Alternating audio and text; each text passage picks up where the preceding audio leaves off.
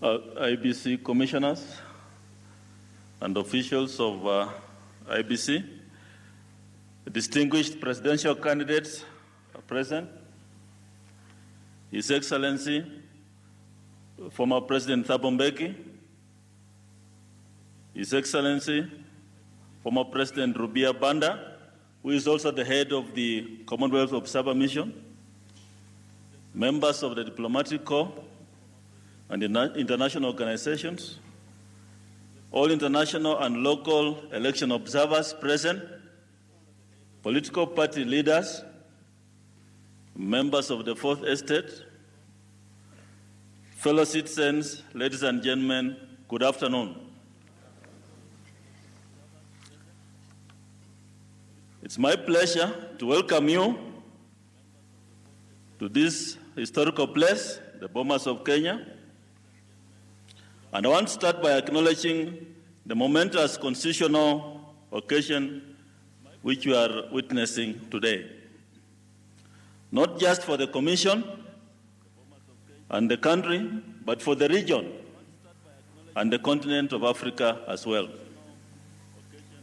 Kenya is a trendsetter, the first among equals, and an elder brother to many of its neighbors.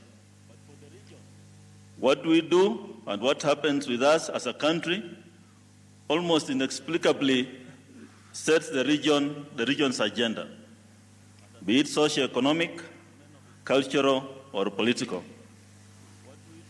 Alive to this, I acknowledge that as a country, we are transiting through one of the most difficult and legally uncharted waters of having to conduct 2 presidential elections within 2 months.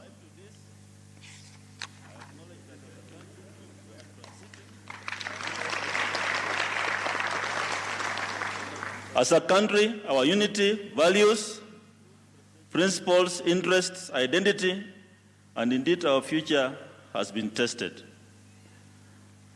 Sadly, ladies and gentlemen, we must recognize that some of our members of staff lost their lives and property in the course of their duty in these 2 presidential elections. Regrettably, innocent children, men and women have also lost their lives and property during this period. Many have been injured and maimed, and all in the midst of political competition. I call upon all of you to stand up and observe a moment of silence in memory of the dearly departed.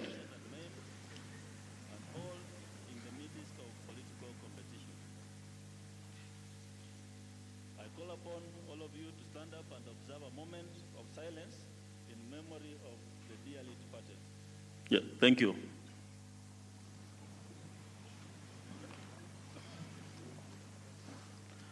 So, ladies and gentlemen, why are we here today? On the 1st of September this year, the Supreme Court of Kenya invalidated the presidential election held on the 8th of August this year. The court issued an order directing the Commission to conduct a fresh election within 60 days in strict conformity with the Constitution and the laws of Kenya. Following that order by the Supreme Court, we as a Commission put in place all the systems required for the conduct of the fresh election, including making changes that had been asked by the Supreme Court preceding the election. The Commission then issued a statement detailing the actions taken by the Commission to guarantee legal compliance with the Supreme Court judgment in preparation for the election we held on the 26th of October this year, the fresh presidential elections. On the 18th of August 2017, I made a statement regarding the state of the Commission's preparedness to conduct the fresh presidential election, and I gave conditions that needed to be satisfied before we could embark on this mandate. I'm satisfied that we were able to meet these conditions that have enabled the Commission to deliver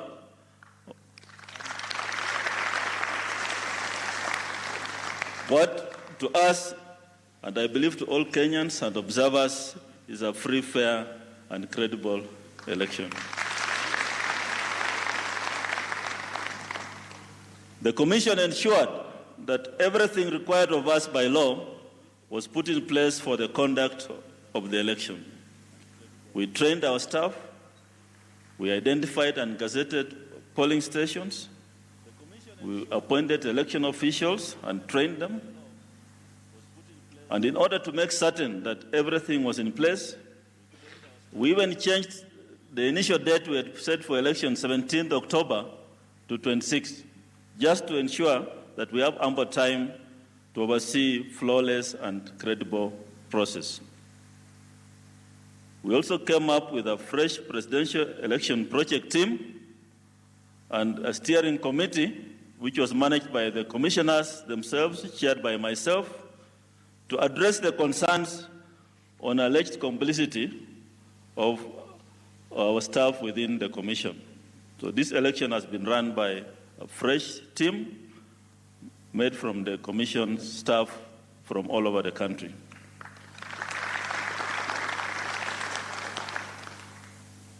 I can confidently say that on the 26th of October this year, before polling commenced, I was content then as I am now that we had done everything that was required to ensure that every Kenyan would have the opportunity to exercise their constitutional rights under Article 38 of the Constitution.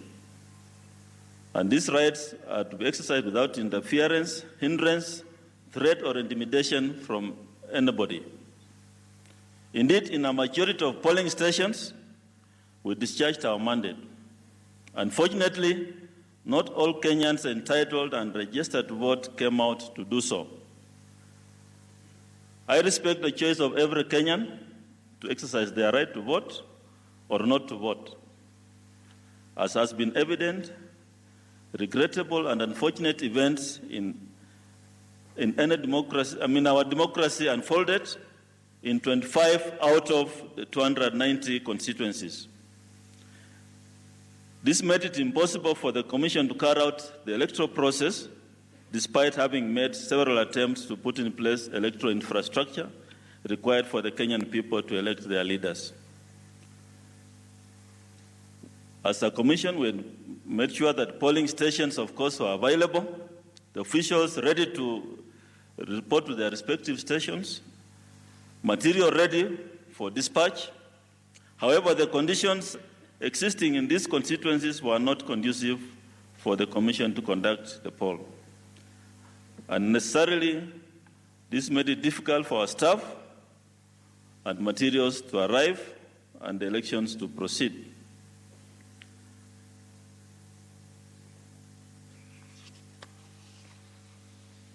Regarding conducting the 26th October election itself, the Commission deployed adequate electoral infrastructure to enable the conduct of elections. We faced challenges which included protests in the 25 constituencies I've mentioned. There were also the issue of bad weather in some areas, heavy rains, massive flooding, and a few road accidents which led to loss of lives. The Commission therefore had to postpone and adjourn elections in the affected areas. According to Article 81E of the 2010 Constitution, elections are to be held in an environment which is free from violence, intimidation, and improper influence. As the referee, I was fully aware of the fact that my performance, therefore, was going to be determined by the political environment. To alleviate the situation, I therefore saw it fit to engage two leading candidates with a view to cooling the political temperatures in the country. The stability and prosperity of our nation depends on all of us. We must therefore, all of us, play different roles to safeguard this, especially when we have been trusted with the responsibility of leadership. Unfortunately, I've watched as people seeking for a punching bag found a very good one in me. I find it interesting that while some say how weak a chairman I am,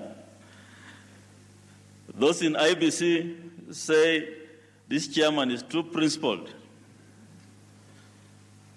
and cannot be influenced. So we have all these scenarios, have been called names, but this just goes to show that when we have an assignment and we have focus on putting Kenya first, we still will not please everyone. I've upheld the law in all my undertaking because as a lawyer, I cannot live with contravening the law which I set my life to defend.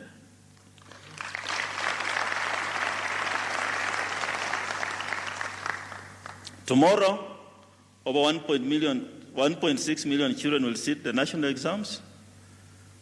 I wish them success and best of luck on behalf of myself and the Commission. It's unfortunate that they have had to undergo a lot of pressure during this election period as they prepared for this very important part of their lives. I pray that we, the leaders that they look up to, may be able to present ourselves as better examples for them in future. Even though the just concluded elections had its challenges, as described earlier, we need to note that when after election, we face the same challenges as Kenyans in exactly the same way. Every election, every 5 years, we seem to be facing the same challenges. And it's important for us to pause and ask ourselves some hard questions. And these questions are the ones I want to address you on today. Even as we declare the results and the purpose to move forward as a united country, we must be prepared to avoid finding ourselves in an even more difficult environment in the future. What I wish for, and my vision, is that this will be the last election in Kenya where we have to face these same problems. And I also want to seek answers to questions that will define us years to come. Why is the presidential elections so hardly fought? What are the roots of the polarization that consumes Kenyans who are erstwhile friends and turn into adversaries every election cycle? Why is the Electoral Commission never perceived as a fair umpire? Are all these peculiar things peculiar only to Kenya, or is it an African problem? And what is the hope of democracy, or hope for democracy in Kenya? We have countries in West Africa, Nigeria, Ghana, and the Gambia. These are three nations which recently held their elections, and they were judged free and fair, and that brought seismic changes to the political landscapes in those countries. The election verdicts were accepted, and the nations moved on. And in doing so, they entered into a new democratic era. Both locally and abroad, the election bodies in those countries were praised and respected, not only by the politicians, but also by the international community, civil societies, and the media. This has unfortunately not been the case in Kenya in the past, and as such, it is pertinent that we do a deep analysis into the reasons why this is so. In this election, my team and I set to do things differently, not to comply with the concerns posed by the Supreme Court, but also aligning our processes for better realization of the constitutional standards on a credible election, and even lawfully addressing concerns raised by some of our stakeholders. These actions have been widely published in the media. This included the fresh training of all our staff, even as we tightened the electoral procedures to ensure a more credible process. Some of the key changes the Commission made include, but are not limited to, the following. We increased capacity of the KIMS kits by installing Safaricom SIM cards in all the kits, in addition to the other service providers, Airtel and Telcom. This ensured network coverage in areas where other network providers had poor network. We invited all political party ICT agents to be corroborated and participate in the verification of the transmission of results in the areas they were able to cover. The Commission left nothing to chance this time as the training of electoral officials also included practical skills on how to use a printer, satellite communication technology, and photocopiers. The training was tailored towards ensuring procedures are followed to the letter, thereby ensuring the process meets the constitutional and legal standards of elections management. Returning officers printed out Form 34B and gave them out to all party agents for verification. We ensured that the national returning officer, that's myself, would only announce the results after physically receiving all Form 34As and signing a handover of 34Bs. Those of you who are here in the process, you saw us doing these processes. The main focus of all this and many other changes was to ensure complete transparency, accountability, credibility of the results management process as directed by the Supreme Court. In the polling process, some of the things done differently included verification and tallying of verified results undertaken at the National Tallying Center under the direction of the National Returning Officer. The results from the polling stations and the constituencies were transmitted through a secure VPN, that's a virtual private network, as opposed to the previous transmission we did in August using SFTP server. Only verified results were displayed at the National Tallying Center, that's on the screens. All the candidates' agents were allowed access into the RTS backend, and the media were allowed unfettered access into the counting and results transmission. When, as a nation, we promulgated the 2010 Constitution, it was received with a lot of jubilation. It was the Constitution to rectify everything that was wrong with Kenya. It's now 7 years, and we have the 2010 Constitution with us. Of course, from there, we got devolution, which is a big gift that the country delivered to itself through the Constitution. We received it with joy and a lot of hope. But we must make it work. It just might be the country's answer to the persistent challenges which we have. In the words of Nelson Mandela, as long as poverty, injustice, and gross inequality persist in our world, none of us can truly rest. Our constitution is as good as the environment in which it operates. We cannot fix the politics of this nation if we do not fix the economics. Now, many people hold the view that the politics needs to be fixed before the economics can be fixed, but the reality is the reverse. What is the future of our country's democracy? From where I stand, it's very bright, but we must address some of the issues that would probably be more convenient if they are pushed under the carpet. Democracy is about hope. It's about a future that is greater than the present. It's about creating an environment and institutions that inspire a Kenyan dream.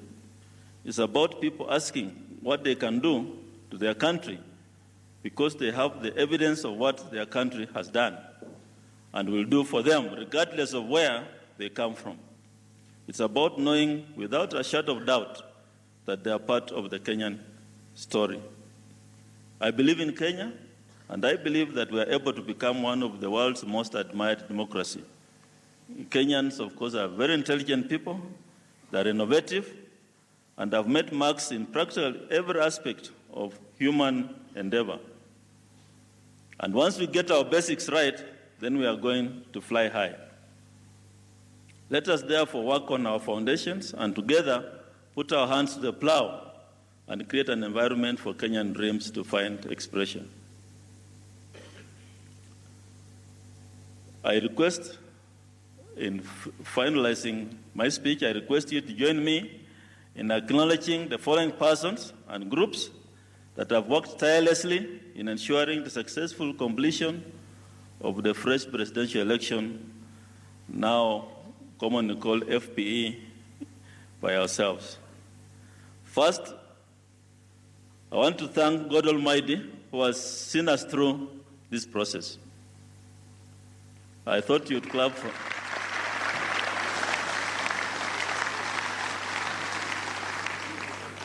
I want to thank all the commissioners. I may ask you to stand. Commissioners of IBC.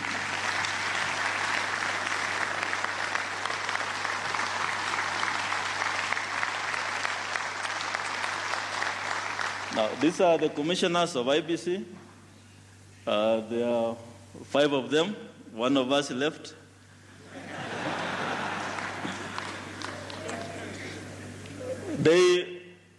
This time round, they put their hands on the ball, their eye on the ball, and manage the project team as a steering committee by themselves. They have been working here throughout. Thank you.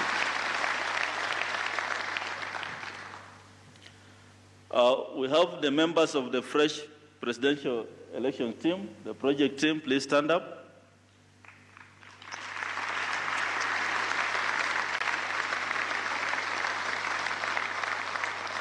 This is the team that has worked tirelessly to make sure that this election happens, and all that you have here is mainly they are the people who are behind the scenes working 24 hours